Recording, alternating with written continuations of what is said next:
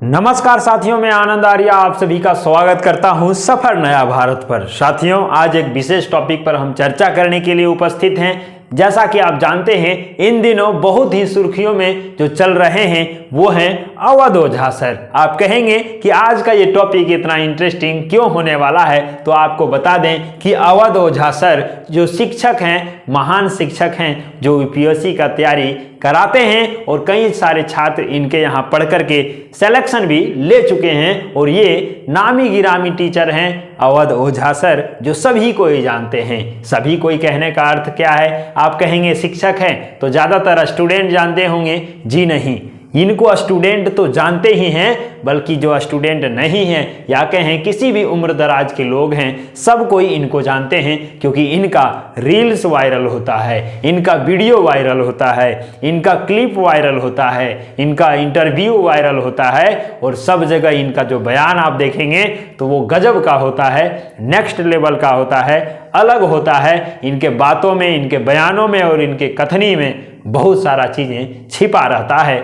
और इतने दिनों तक एक बहुत बड़ा राज भी छिपा हुआ था और उसका खुलासा भी आज हो चुका है। वही सारी चीजों के बारे में आज हम आपसे बात करने वाले हैं। आप देखेंगे कि आम आदमी पार्टी और अवध ओझा का रियलिटी क्या है, अवध ओझा सर आखिर चाहते क्या हैं, अवध ओझा सर का मिशन क्या है, अवध ओझा सर का विजन क्या है, अवध ओझा सर का इच्छा क्या है, ये सारा कुछ आज हम चर्चा करने वाले हैं। तो चलिए साथियों, जैसा कि आप जानते हैं, अवध ओझा सर इन दिनों आम आदमी पार्टी में शामिल हो गए हैं। आप कहेंगे कि सर आम आदमी पार्टी में ही शामिल आखिर क्यों हुए? क्योंकि अवध ओझा सर जिस भी पार्टी में जाना चाहेंगे वहां इनको जगह मिल जाएगा और अच्छा खासा पोजीशन भी मिल जाएगा।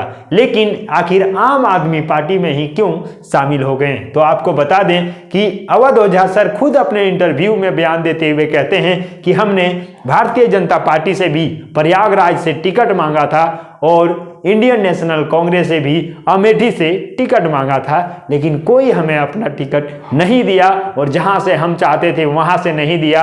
तो इन्होंने अपने ही बयान में कहते हुए नजर आते हैं कि यदि राजनीति में ही जाकर के परिवर्तन करना है तो क्यों ना राजनीति में अपना कदम रखा जाए। इनका राजनीति से रिलेटेड कई बयान वायरल होते हुए नजर आता है, ये सभी को बताते भी हैं और इनका जो बयान होता है वो भी नेक्स्ट लेवल का होता है।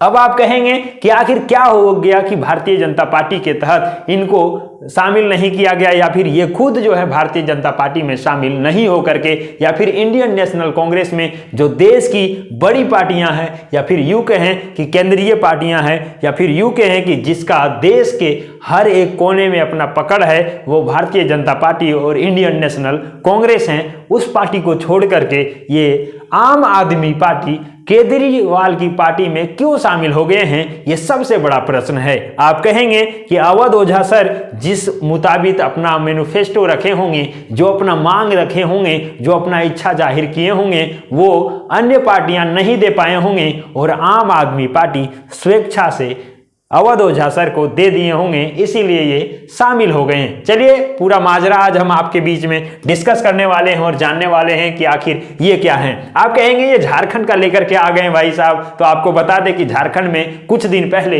यानी कि नवंबर के महीने में ही चुनाव संपन्न होता है और नतीजा भी सबके सामने आ जाता है। आप कहेंगे कि यहाँ अभी तो दिल्ली में थे, फिर आप पहुंच गए झारखंड में, ऐसा क्या है? तो आपको बता दें कि इन दिनों राजनीति का जो है ना खबरें सुर्खियों में चल रहा है। कुछ दिन पहले झारखंड और महाराष्ट्र का चल रहा था और इन दिनों दिल्ली का चल रहा है। आपको कनेक्शन मिल गया होगा कि आखिर दिल्ली का कनेक्शन और झारखंड का कनेक्शन और राजनीति का कनेक्शन और चुनाव का जो कनेक्शन है वो किस प्रकार से एक साथ गुत्थी में जुड़ा हुआ है, और इसको सुलझाने का प्रयास हम करने वाले हैं। तो आप कहेंगे कि झारखंड में तो चुनाव हो गया, यहाँ पे इंडी गठबंधन की सरकार बन गया और हेमंत सोरेन जो है यहाँ पे मुख्यमंत्री भी बन गए हैं। तो आपको बता दें कि इंडी गठबंधन का सरकार तो बना, लेकिन झारखंड में एनडीए ने पूरा प्रयास किया था अपनी सरकार बनाने की, लेकिन सरकार नहीं बना पाई। और इस सेशन पर हमने चर्चा भी किया है, आप हमारे चैनल पर जाकर के देख सकते हैं कि क्यों नहीं बन पाई झारखंड में एनडीए की सरकार, सबसे बड़ा कारण क्या है, इस पर हम चर्चा भी कर चुके हैं। चलिए आपको हम आगे लेकर के चलते हैं और बताने का प्रयास प्रयास करते हैं कि जैसा कि आप देख सकते हैं दिल्ली में इन दिनों चुनाव की चर्चा बहुत ही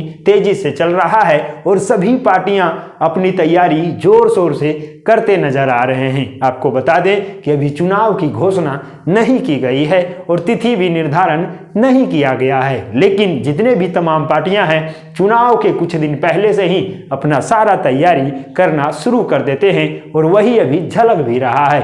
आप कहेंगे इससे भी अवध ओझा सर का क्या कनेक्शन है, तो आपको हम बता दें कि अवध ओझा सर जिस प्रकार से कहते हैं कि राजनीति में आएंगे, कोई पार्टी हमें टिकट नहीं भी देगा तो हम अपना पार्टी खुद बना लेंगे, और ये कहते हुए अवध ओझा पाए जाते हैं। लेकिन इनको अब अपना पार्टी खुद बनाने की जरूरत नहीं है, क्योंकि इनको आपका पार्टी यानी कि आम आदमी पार्टी का पार्टी मिल जाता है और अवध ओझा अब सबके टीचर नहीं बल्कि आम आदमी पार्टी के राजनीति के तौर पर एक राजनेता बन करके जाते हैं। और आप देख सकते हैं कि मंच पर आम आदमी पार्टी के पट्टा भी पहनते हैं और अरविंद केजरीवाल से हाथ भी मिलाते हैं और कहते हुए पाए जाते हैं कि आम आदमी पार्टी के साथ मिलकर के बेहतरीन काम करेंगे। आपका क्या इरादा है? क्या लगता है कि शिक्षक रह करके जो इन्होंने सुर्खियां बटोरा है, या फिर यूं कहें कि जितना फेमस हुए हैं, जो परिवर्तन लाए हैं शिक्षा के जगत में, क्या राजनीति में भी जाकर के वो सारा परिवर्तन